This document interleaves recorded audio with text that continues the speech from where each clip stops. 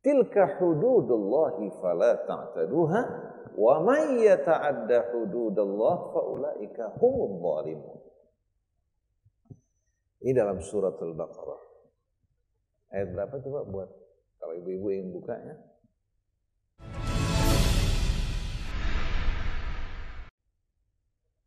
Ayatnya 229, 230. Ini bisa catat ya. Biar kita tahu bahwa hukum-hukum semacam ini dirincikan langsung oleh Allah. Al-Baqarah 229, 230. Allah mengatakan at-talaqu marratan. Perceraian yang dapat rujuk kembali ada 2 kali. Jadi kalau seorang laki-laki menceraikan istrinya 1 kali, kemudian rujuk, kemudian terjadi lagi perceraian yang kedua kali, dia dapat rujuk. Yang ketiga, dia tidak dapat kembali kecuali kalau si wanitanya sudah menikah kumpul dengan orang lain. Berarti orang boleh nggak menceraikan istrinya sekaligus 3 dalam satu majelis? Bertentangan dengan ayat tadi. Perceraian yang dapat dirujuk kembali marratan 2 kali. Jadi nggak ada perceraian sekaligus 3 dalam majelis. Atau kalau laki-laki lagi kesel sama istri, saya ceraikan kamu 1000. Kalau lagi marah, melampaui batas, kalau cinta lupa diri. Akhirnya bukan mendidik keluarganya, malah merusak. Jadi tidak ada perceraian dalam satu majelis sekaligus 3. Tapi perceraian itu harus melalui rujuk, iddah baru rujuk kan? Berarti 1 kali, kemudian iddah, kalau dia merujuk kembali, kemudian terjadi kedua kalinya, itu yang ditetapkan oleh Al-Quran. At-talaqu marratan, fa imsakun bima'rufin aw tasrihun bi ihsan.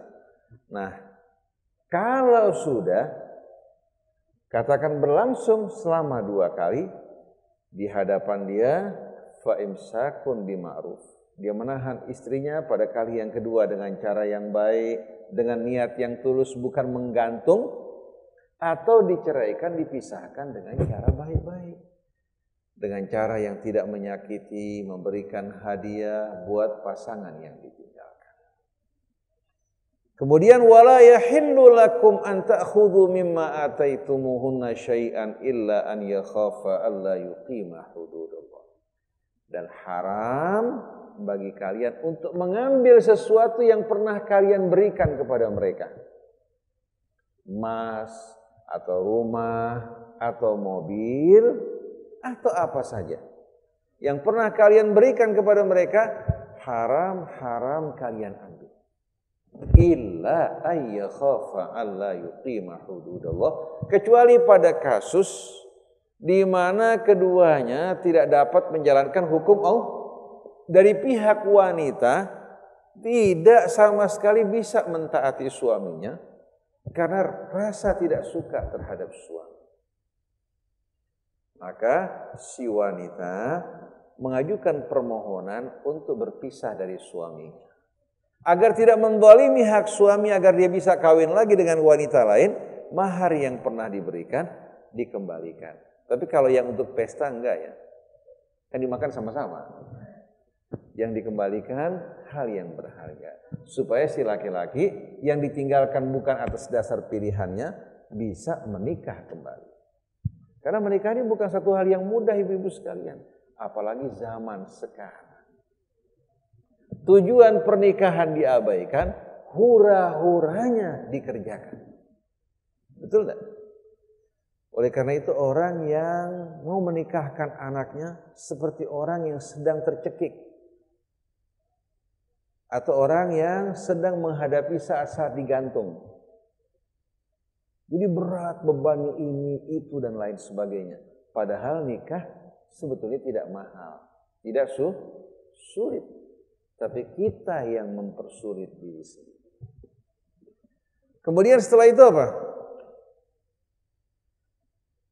Fa imsakum bima'rufin aw tasrihun bi ihsan. Kemudian setelah itu wala yahillu lakum an ta'khudhu mimma ataitumuhunna syai'an illa ay yakhafa alla yuqima hududallah. Fa in khiftum alla yuqima hududallah, kalau kalian khawatir kedua-duanya tidak dapat menjalankan hukum Allah, karena kalau wanitanya tidak taat, tidak suka, bagaimana rumah tangga bisa berjalan? Orang kalau terbang dengan satu sayap lebih banyak jatuhnya apa terbangnya? Jadi suami istri satu kesatuan, walaupun dua orang satu kesatuan. Kalau laki-laki tidak menjalankan kewajibannya, rumah tangga porak-poranda. Begitu juga kalau wanita tidak menjalankan kewajibannya. Daripada seperti ini, kalau kalian khawatir mereka tidak dapat menjalankan hukum Allah dengan baik, fala junaha alaihima fima iftadat bih, dua-duanya tidak sama sekali berdosa kalau si wanita menebus dirinya dari ikatan suami. Berarti tujuan rumah tangga untuk menegakkan hukum Allah. Bukan hukum Allah dikorbankan karena acara perkawinan. Oleh karena itu kita jumpai pada saat maulid, acara keagamaan pakai peci putih, baju koko. Kelihatannya orangnya khusyuk dalam agama. Disebutkan nama Rasul, air matanya berlinang-linang. Waktu acara perkawinan lupa sama Rasulullah. Tahu-tahu pakai pakaian ala barat. Sekarang saya jumpai menggunakan jas panjang seperti di Inggris. Ya. Jas yang panjang, dasi kupu-kupu. Kemudian mulai joget laki perempuan sama-sama. Kemana perginya waktu memperingati maulid Rasul? Katanya menunjukkan cintanya sama Rasul. Waktu di majelis ta'lim rapi, bercahaya. Acara perkawinan atau kehidupan tidak sama sekali berhubungan dengan Allah dan Rasul. Jadi seolah-olah agama diliburkan pada saat itu. Agama diliburkan, baru kembali ketika masuk dalam masjid atau di majelis ta'lim. Jadi bagaimana Allah sebutkan setelah itu tilka hududullahi fala ta'taduha. Itu merupakan batas dan hukum Allah, jangan kalian lampaui. Wa man yata'adda hududallahi faulaika humudz zalimun, yang melampaui batas hukum-hukum Allah mereka adalah orang-orang yang zalim. Orang-orang yang zalim. Kalau orang yang zalim sebetulnya menzalimi Allah apa menzalimi diri sendiri? Menzalimi dirinya juga menzalimi orang lain dengan perbuatan. Nah, kalau orang menzalimi dirinya orang lain berarti dia nggak dapat menyatu dengan alam dan sekitarnya. Tapi kalau dia adil, dia bisa langsung menyatu dengan alam dan masyarakat di sekitarnya. Setelah itu fa'in talaqaha fala tahillu lahu min ba'du hatta tankiha zaujan ghairah.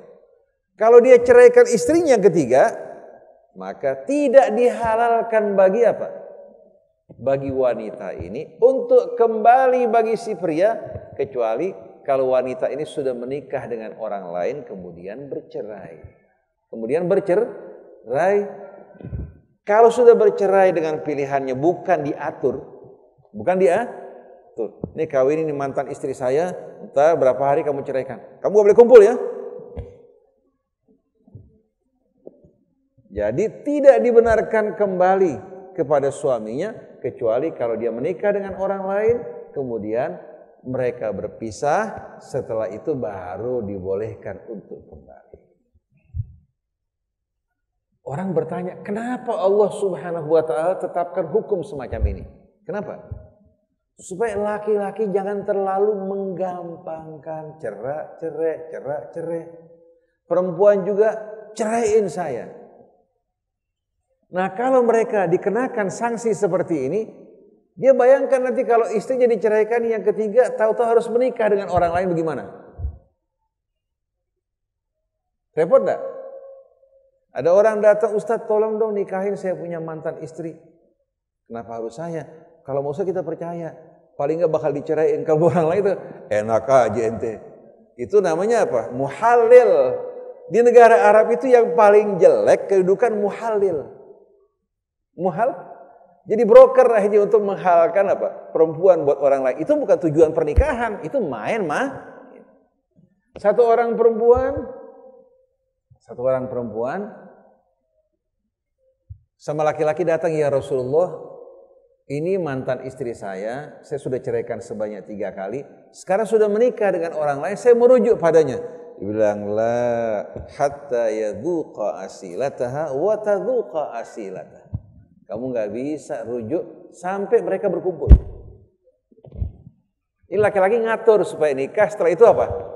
Suruh menceraikan istrinya.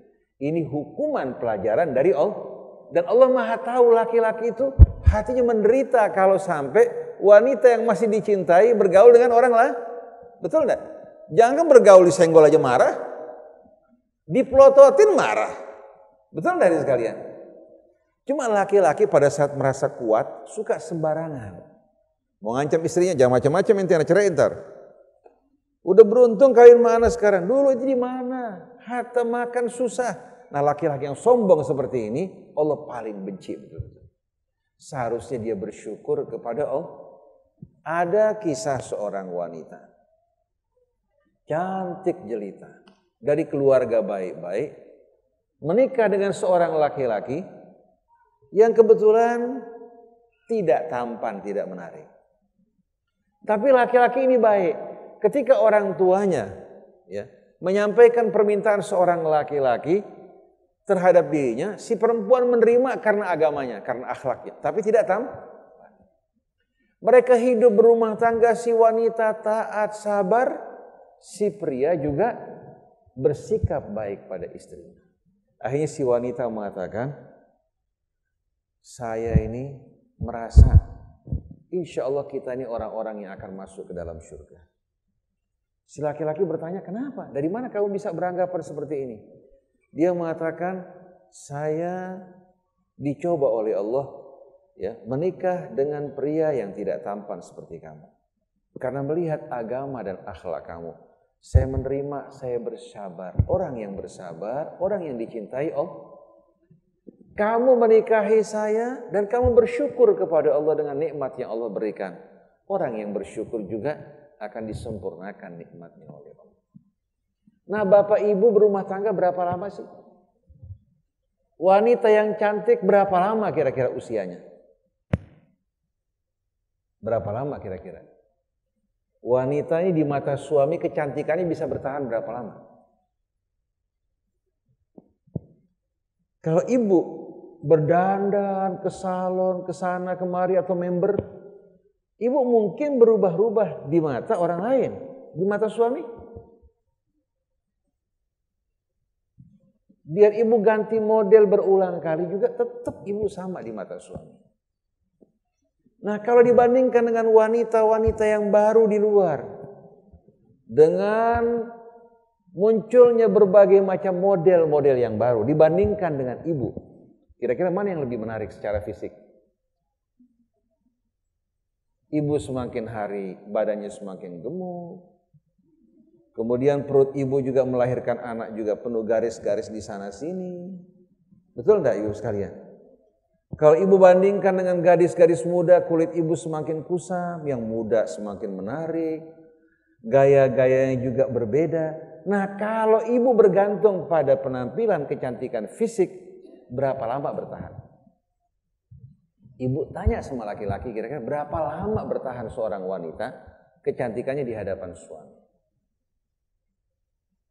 Malah ada yang cuma bertahan sehari. Betul-betul. Karena si laki-laki gemar main perempuan. Subhanallah, dia bergaul sama istrinya sehari, setelah itu dia bosan, dia keluar mencari wanita-wanita penghibur. Tapi kalau daya pesona ibu bukan semata-mata dari fisik, ada iman, ada akhlak, ada kesetiaan, subhanallah, yang di luar ini akan apa? Akan terangkat dengan akhlak, iman, dan agama. Sampai sudah nenek masih cantik. Senyumnya menawan. Laki-laki di luar banyak godaan yang dihadapi, tapi tetap hatinya terbayang pada istrinya, pada anaknya, pada tanggung jawabnya. Ini buah ketakwaan. Jadi sayang perempuan kalau hanya perhatian terhadap dandanan. Terkadang dia merasa dirinya cantik, padahal di mata orang lain sama sekali tidak cantik. Muka yang alami jadi menor-menor, shadow di sana sini. Tidak ada kecantikan ini sama-sama. Cuma tujuannya untuk difoto. Kalau difoto kan kalau dihiasin seperti itu kelihatan cantik. Padahal ya Allah, laki-laki melihat istrinya seperti ini tinggal geleng-geleng kepala. Betul-betul ibu-ibu sekalian. Padahal kalau secara alami, baik-baik, dengan iman dan akhlak yang baik, masuk kemanapun dihargai orang. Kalau enggak ibu capek, ntar ganti tas baru, ganti pakaian baru, ganti sendal baru, ganti sepatu baru. Terus ganti-ganti untuk menyesuaikan dengan apa? Zaman. Tapi kalau iman sama akhlak abadi sifat. Di dunia sebagai bekal, di hari akhirat juga sebagai bekal. Wa tazawwadu fa inna khairaz zadit. Contoh ibu sekalian, saya menikah sama istri kurang lebih 30 tahun. Saya nggak berpikir menikah lagi bukan karena takut sama istri. Kita bisa di depan dia takut, di belakang. Betul enggak? Tapi ada rasa rahmat di hati ya, yang menghalangi kita untuk menikah kembali bukan karena takut. Hidup sekian lama bersama-sama, dia mengurus anak kita, dia nggak berdandan, nggak bersolek, nggak pergi ke sana kemari. Ini merupakan apa? Merupakan betul-betul nilai buat seorang laki-laki. Tapi kalau laki-laki takut pada istri, di luar lain lagi. Di hadapan istri takut, di belakang. Malah terkadang laki-laki seperti suka mengeluh dengan wanita lain. Saya di rumah tersiksa, teraniaya. Sampai ada laki-laki yang pulang tengah malam, lalu subuh-subuh sudah keluar. Selalu mengatakan ada rapat, ada pertemuan. Padahal tidak ada sama sekali pekerjaan sore pulang, cuma nggak mau pulang buru-buru ke rumahnya. Karena kalau pulang ke rumah buru-buru, tensinya naik. Ini saya sampaikan true story. Tapi kalau ibu bisa menjadi tempat berlindung bernaung suami, ibu jangan merasa minder kalau tingkat pendidikan ibu nggak tinggi. Yang diharapkan dari laki-laki bukan apa? Bukan teman dialog, teman berdebat, bukan. Cukup sudah banyak berdebat di luar. Bekerja sama, pengertian, naam. Tapi kalau berdebat, laki-laki yang selalu berdebat dengan istrinya, sedikit demi sedikit kebahagiaannya pasti akan hilang. Yang ada kebencian, permusuhan. Tapi kalau saling pengertian, tahu menempatkan diri, ini yang akan membawa kebahagiaan. Nah kesimpulannya, dengan kita beriman, bertakwa kepada Allah Subhanahu wa Ta'ala. Oleh karena itu ibu-ibu, kalau berdandan, tanya sama suami yang jujur, yang kamu suka seperti apa. Jangan yang ibu suka. Jangan yang ibu suka. Tanya suami maunya seperti apa. Jangan ibu sekalian. Saya ingat zaman-zaman dulu, zaman-zaman kira-kira tahun 86, wanita-wanita di Mesir pendekin rambutnya kayak Demi Moore katanya. Kemudian ada lagi yang berubah-ubah alisnya. Berubah-ubah alisnya. Sampai akhirnya punya alis 2. Satu tulang alisnya, satu alis yang baru muncul. Ini seharusnya perempuan tanya pada suaminya. Tanya sama suaminya bukan berarti dia merendahkan dirinya atau memenjarakan, sama sekali tidak. Karena kecintaan suami itu yang akan memupuk kebahagiaan, mengeluarkan kata. Suami dengan kecintaan, perhatian, dihormati, akan keluar kata-kata yang manis, yang mesra, yang hangat, yang menyenangkan istrinya. Tapi setiap kali istri menentang, membangkang atau menantang, akan menuai apa? Kebencian, permusuhan, dan sikap menjauh dari suami. Oleh karena itu, ada seorang wanita ibu-ibu sekalian, tidak cantik sama sekali. Sederhana lah. Suaminya tampan, gagah, seorang terkemuka. Sekali waktu ibu-ibu, keluarga saya datang ke rumah dia. Begitu masuk ketok pintu, ada seorang perempuan sedang menyapu. Ibu ada. Perempuan mengatakan, ada, silakan masuk. Disambut dengan hangat. Si perempuan ke dalam, gak lama kemudian dia ganti pakaian, balik ke rumah, saya ibu. Tapi istrinya kaget semua orang. Mereka menganggap pembantu. Kaget semua langsung berdiam. Si perempuan mengatakan, ibu gak usah kaget. Saya juga merasa heran kenapa suami saya mau sama saya.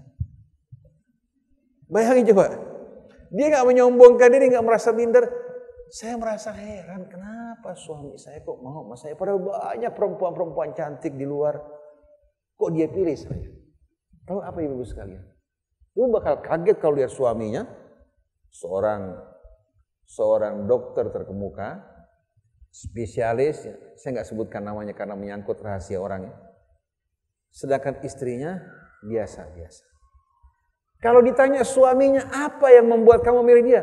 Akhlaknya, pengertiannya. Si laki-laki merasa kalau pulang ke rumah, dia masuk ke taman surga. Gak pernah istrinya menunjukkan sikap yang membuat suami tidak senang. Saya ini bergaul lihat perempuan banyak di luar.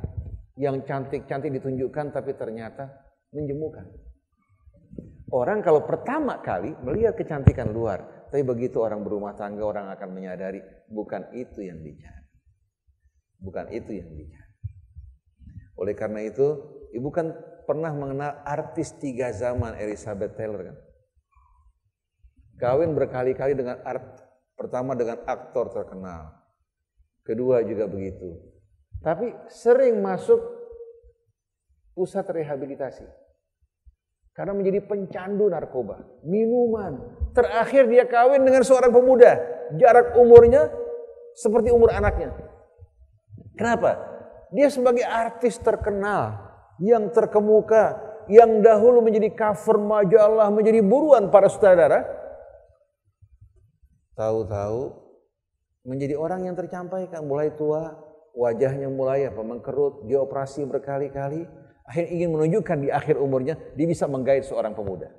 Nah kira-kira di saat dia kawin sama seorang pemuda, hatinya bahagia apa tidak? Tersiksa. Nenek-nenek kawin sama anak muda, apa yang diinginkan sama anak muda?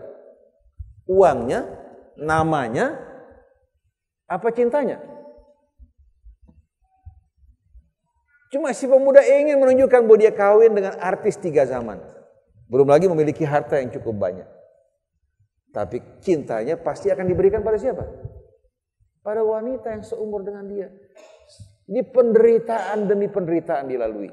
Tapi banyak ibu-ibu kita yang sederhana, yang ngomongnya juga biasa. Tapi ternyata dicintai oleh suaminya yang luar biasa. Betul enggak? Jadi ibu-ibu tidak perlu merasa minder dengan apa yang ada pada ibu. Ibu syukuri nikmat Allah. Jangan bangga dengan kelebihan yang Allah berikan. Bapak-bapak juga jangan pernah berkecil hati. Ada seorang perempuan kadang-kadang bercermin, ada kekurangan. Dia mengeluhkan umpamanya giginya atau hidungnya. Justru itu kelebihan dia yang dia nggak sadari. Allah Subhanahu wa ta'ala telah merangkai wajahnya dengan sempurna kecuali kalau ada cacat. Kalau diganti dengan model yang lain-lain, mukanya kaku, tidak berimbang sama sekali. Jadi syukuri nikmat Allah. Dan jangan pernah mengeluh, dan ingat, hidup juga sesaat.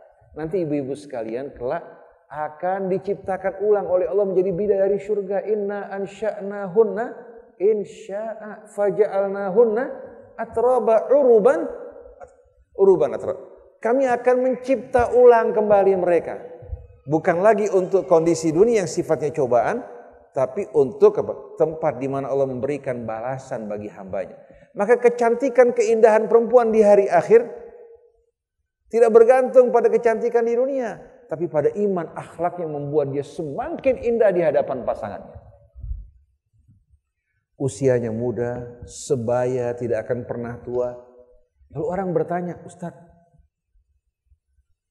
suami-suami kita yang kita sama hidup berjuang sama-sama, tahu-tahu digait sama bidadari, Ustaz. Digait sama bidadari. Ibu nggak perlu takut. Yang jadi bidadari surga itu wanita yang beriman. Wanita yang menjadi hurul in ka'amthalil lu'lu'il maknun. Surga itu untuk orang-orang yang telah menjalani ujian dalam kehidupan dunia. Masa bidadari surga yang tidak sama sekali apa? Yang tidak pernah berjuang, ikut menikmati seperti kebahagiaan wanita-wanita yang beriman dan berjuang. Jadi sebenarnya bidadari surga ini dari wanita-wanita yang beriman dan bertakwa. Nah siap-siap jadi bidadari ibu-ibu sekalian. Cuma ciri-cirinya bukan yang pakaiannya terbuka, menjiplak, sama sekali tidak. Ciri-ciri bidadari surga itu apa? fihinna khairatun hisan, hurun maksuratun fil khiyam. Wanita-wanita yang indah, yang baik, yang matanya tertuju pada suaminya, yang tertutup auratnya dengan sempurna. Sampai Allah gambarkan lam yatmithunna insun qablahum walajan. Setelah mereka ditempatkan di surga, tidak pernah satu pun dari mereka pernah disentuh baik oleh jin maupun manusia. Wanita yang menjaga kehormatannya itu mempersiapkan dirinya untuk menempati surga sebagai hiasan dan bidadari surga. Ini bagi siapa yang mau. Betul tak ibu sekalian? Jadi ibu persiapkan untuk pertemuan di hari akhir nanti. Dan suami-suami ibu-ibu sekalian juga Allah Subhanahu wa ta'ala akan ciptakan dalam bentuk yang amat indah yang akan membahagiakan istri. Kalau seandainya seorang wanita menikah di dunia lebih dari satu, artinya berkali-kali menikah, maka Allah nanti akan mengizinkan dirinya untuk memilih suaminya yang terbaik. Suaminya yang terbaik, yang disukai, itu yang akan menjadi temannya di surga. Kita kalau membayangkan surga, bayangkan janji Allah berkumpul bersama para nabi, para rasulnya. Kehidupan dunia berubah menjadi sesuatu yang tidak berarti. Tidak patut kita berkelahi, bermusuh-musuhan. Atau katakan saudara dengan saudara bermusuh-musuhan. Orang tua dengan anaknya juga berselisih, atau anak bersikap tidak baik pada orang tuanya, benar-benar amat menjijikkan. Padahal di dunia ini kalau kita jumpai suasana yang penuh keseimbangan, kedamaian, kecintaan, kita akan menikmati yang luar biasa. Kalau dalam rumah suami istri kerjasama, anak-anak juga berbakti pada ayah ibunya. Walaupun hidup mereka sederhana, tidak berlebih-lebihan, mereka orang yang paling bahagia. Oleh karena itu, kalau kita di rumah selalu bicaranya soal materi dan uang, tidak ada kebahagiaan sama sekali. Nah, bapak-bapak ibu-ibu sekalian, kita ingin lanjutkan sedikit kajian kita pada apa? Pada hari Ahad yang lalu. Bapak ibu bisa nanti buka suratul Talaq ya. Suratul Talaq ya. Surah ini namanya talak, tapi kalau diikuti, saya yakin 99,9% suami istri tidak akan bercerai. Tapi sayangnya kebanyakan orang bercerai mengikuti perasaan, bukan mengikuti bimbingan petunjuk Allah Subhanahu wa ta'ala. Nah, suratul Talaq ini dinamakan surah An-Nisa As-Sughra. Ada yang panjang, ada yang surah yang pendek. Nah, surah An-Nisa As-Sughra, suratul Talaq, dan dia termasuk surah yang berisikan ayat muhkamat. Artinya apa? Ayat yang sama sekali tidak bersifat sewaktu hukumnya, tapi sifatnya apa? Permanen. Ayat muhkamat yang permanen, yang jelas makna dan tujuannya. Nah, kita baca sama-sama ya. Baca sama-sama Al-Fatihah, kemudian baca suratul Talaq. A'udzu billahi minasy syaithanir rajim. Bismillahirrahmanirrahim. Alhamdulillahi rabbil alamin.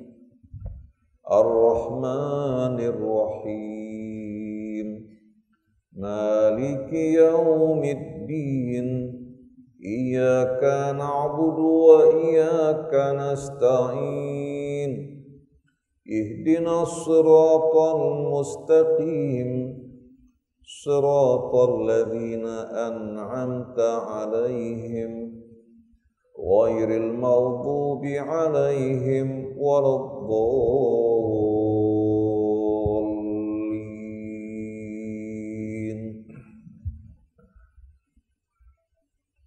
Bismillahirrahmanirrahim. Ya ayyuhan nabiyyu idza talaqtumun nisaa fatalliquhunna li'iddatihin wa ahsul 'iddata wattaqullaha rabbakum لا تخرجوهن من بيوتهن ولا يخرجن إلا أن يأتين بفاحشة مبينة وتلك حدود الله ومن يتعد حدود الله فقد ظلم نفسه لا تدري لعل الله يحدث بعد ذلك أمرا فإذا بلغن أجلهن فأمسكوهن بمعروف أو فارقوهن بمعروف ولا تمسكوهن فأمسكوهن بمعروف أو فارقوهن بمعروف وأشهدوا ذوي عدل منكم وأقيموا الشهادة لله ذلكم يوعظ به من كان يؤمن بالله واليوم الآخر ومن يتق الله يجعل له مخرجا ويرزقه من حيث لا يحتسب ومن يتوكل على الله فهو حسبه إن الله بالغ أمره قد جعل الله لكل شيء قدرا واللائي يئسن من المحيض من نسائكم إن ارتبتم فعدتهن 3 أشهر واللائي لم يحضن وأولاة الأحمال أجلهن أن يضعن حملهن ومن يتق الله يجعل له من أمره يسرا ذلك أمر الله أنزله إليكم ومن يتق الله يكفر عنه سيئاته ويعظم له أجرا أسكنوهن من حيث سكنتم من وجدكم ولا تضاروهن لتضيقوا عليهن وإن كن أولات حمل فأنفقوا عليهن حتى يضعن حملهن فإن أرضعن لكم فآتوهن أجورهن وأتمروا بينكم بمعروف وإن تعاسرتم فسترضع له أخرى لينفق ذو سعة من سعته ومن قدر عليه رزقه فلينفق مما آتاه الله لا يكلف الله نفسا إلا وسعها لا يكلف الله نفسا إلا ما آتاها سيجعل الله بعد عسر يسرا صدق الله العظيم. Nah, coba para jamaah sekalian, ini ya, sebetulnya satu surah ini di samping berisikan bimbingan, kemudian kabar gembira, ancaman dari Allah. Saya akan baca karena kemarin sudah dikaji sama-sama ya. A'udzubillahi minasyaitonirrajim. Ya ayyuhan nabi, wahai nabi. Selaku pemimpin umat pada saat itu, yang bertanggung jawab terhadap kelangsungan umat dan kesejahteraan mereka, maka Nabi yang dipanggil di sini agar turun tangan mengurus kehidupan rumah tangga umat. Idza talaqtumun nisa, apabila kalian wahai umat Islam akan menceraikan istri-istri kalian. Tidak begitu saja kalian dengan serta-merta langsung kalian ucapkan. Fatalliquhunna li'iddatihin, ceraikan mereka pada saat mereka dapat memulai iddah mereka. Pada saat mereka memulai iddah mereka. Dan iddah itu merupakan bilangan waktu yang ditentukan Allah bagi seorang wanita berada pada masa transisi, di mana dirinya tetap sebagai istri dan suaminya sebagai suami belum berakhir hubungan mereka. Tapi masa transisi yang memberikan kesempatan mereka merenung dan berpikir. Nah, wanita yang datang bulan tidak sah diceraikan. Wanita yang habis digauli dalam keadaan suci kemudian diceraikan tidak sah juga cerai. Kenapa? Karena pada kondisi datang bulan, kondisi baik itu fisik wanita maupun jiwanya tidak memenuhi syarat. Kemudian terkadang terjadi syubhat. Ada pengalaman seorang wanita hamil, tapi ternyata setiap bulan masih apa? Masih mengeluarkan darah yang mirip dengan kebiasaan datang bulan. Padahal kalau masa hamil kan tidak ada pelunturan. Pelunturan terjadi pada saat tidak terjadi pembuahan. Ini wanitanya subhanallah mengeluarkan darah. Sepintas orang beranggapan bahwa ini haid atau datang bulan. Padahal ternyata ini bukan apa? Bukan haid. Jadi wanita pada saat datang bulan tidak dibenarkan untuk diceraikan. Begitu pula suci sehabis digauli kalau sampai hamil. Lalu si laki mengatakan saya sudah ceraikan dia. Ini hamil dari mana? Timbul persoalan apa tidak? Kemudian juga ini menunjukkan tidak adanya pemikiran dan pertimbangan, cuma letupan emosi. Masa orang kalau mau berumah tangga pertimbangannya bisa berbulan-bulan, pilih waktu, belum lagi bawaan. Masa merobohkan rumah tangga yang konsekuensinya lebih besar kok dengan begitu saja? Mana yang lebih berbahaya? Mana yang lebih urgen dan lebih penting? Membangun rumah tangga, memulainya atau merobohkannya? Mana yang lebih berisiko? Merobohkan rumah tangga. Jadi wanita yang dapat diceraikan hanya pada saat dia suci belum digauli atau jelas-jelasan hamil. Nah, wanita suci yang belum digauli masa iddahnya sebanyak 3 kali haid, kurang lebih 3 bulan dia harus menunggu keputusan akhir apakah mereka akan berpisah, apakah suaminya akan merujuk diri.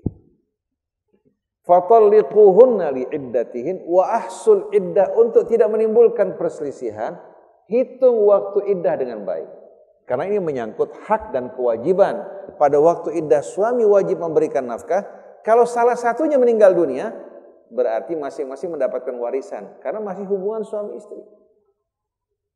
Kemudian, wa ahsul iddata wattaqullaha rabbakum, bertakwalah kalian kepada Tuhan kalian. Wanitanya jangan berbohong. Masih haid atau masih iddah dia mengatakan sudah berakhir karena ingin buru-buru lepas. Atau wanitanya hamil, dia mengatakan tidak hamil karena ingin berpisah dari suaminya, kemudian dia gugurkan kandungannya. Ini kejadian pada seorang wanita dan dia menyesal sampai nasibnya betul-betul menuju penderitaan yang berat. Kemudian la tukhrijuhunna min buyutihim, kalau kalian menceraikan istri kalian, pada waktu iddah kalian tidak boleh mengusir mereka dari rumah mereka bersama suami.